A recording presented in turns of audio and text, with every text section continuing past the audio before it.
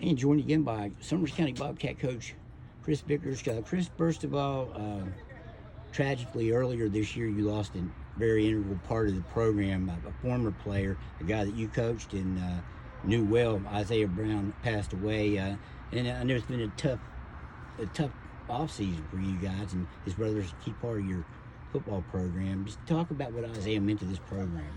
Well, like you say, Dave, first and foremost, as a former player and coach, I was assistant coach the first year I came here, and coached Isaiah as a junior, and he was a huge part of the team as a junior. And then, of course, leaving, going to a team at Independence where we played Summers County, and Isaiah is a senior then, so you have those feelings as well.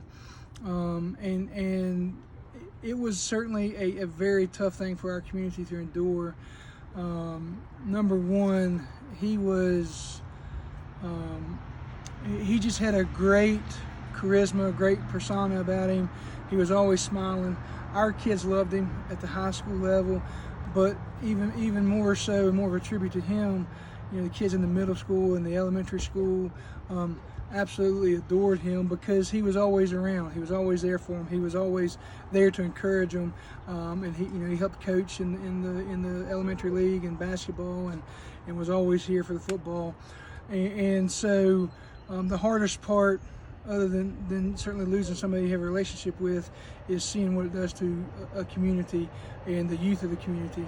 And so that was certainly a very tough time for us as a coaching staff, for the community as a whole, for his family, to see exactly what he meant to his family. That was certainly a tough thing to go through, and sometimes life throws you curveballs, so to speak, and you have to react to them, and you still got to find a way to move forward.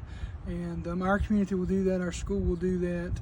I know his family has tried to start the healing process, but you never truly, get over that. But we will work through that.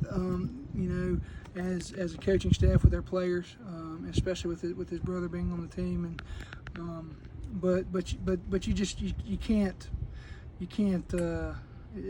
It's never gone. You know what I mean? So. You had a memorial service for him here, and I know everybody in this community knew how important he was, and how much he loved this program and its community. But for you and I talked about it before we did this, and you talked about how backed up the traffic was. Did that just elevate it to another level, just how important he was, not only in this community but in this area? Well, absolutely. He was very, very much loved. He was super competitive, and so he had a relationship not only with the kids that he played with in our school, but also a lot of other people outside of our school and other schools. He just had that personality. He might talk a little trash in a competitive sense, but it was never anything bad. And at the end, when he was done playing or whatever, he truly had a smile and wanted to see everybody be successful. But we had been out of school for about a month when that tragedy happened, and everybody was in lockdown, and we knew we wanted to do something for our kids and our community, because we didn't have the opportunity to mourn and start the healing process in a normal sense that we would, because everybody was locked down. And so we had some guidelines and restrictions we had to follow, obviously, with everything going on.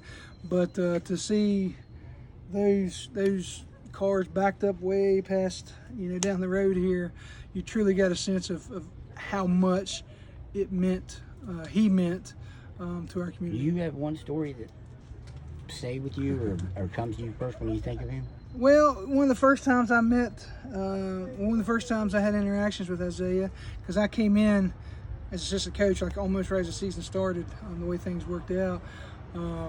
You know, he was frustrated about something.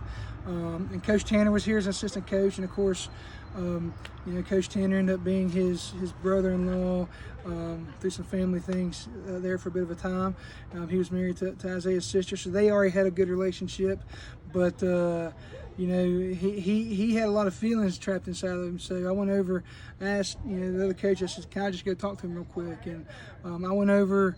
He was up against the fence, just upset about something, you know, something that happened in practice. Somebody got on him or whatever, and so I just went off to the side and we talked for about 5 minutes, and I you know, I feel like maybe I was able to get through to him a little bit, and just talk to him and say, "Hey, listen, let's get through this, and you know, you're too much a part of this team to let anything, you know, get to you like this." And so, you know, watching him progress throughout, you know, his time, that was something that was really, I enjoyed doing as well, you know. And of course, like I said, he was a competitor on the field. You know, I guess the other real quick story is that we were playing in a game and he took a shot up on the chin with his helmet and busted his chin open. He had to go get stitches, and you know, to kind of tell you what kind of competitor and how tough he is, his dad took him to ARH right down the road. It's about a 10-minute drive, and he got up there and told the nurses he had to get back for the second half, and they ran him through real quick and game squared away, and he about the middle of third quarter, he shows up and gets right back in the game. So that's the kind of competitor he was, and the kind of player, and just the kind of person he was in general. And you guys are going to do some things for him We'll do during the some. season. We'll definitely do some things. You know, certainly we want to be respectful in what we're doing. It's still, you know, there's a lot of raw emotion there with not only what happened but the way it happened. And so, you know, I want to meet with his family and make sure they're good with what we would, you know, what we might like to do. And I don't want to cause them any more heartache. So we will certainly honor him probably in a variety of ways, but also with the blessing of the family. So. All right, Chris, thank you. Thanks.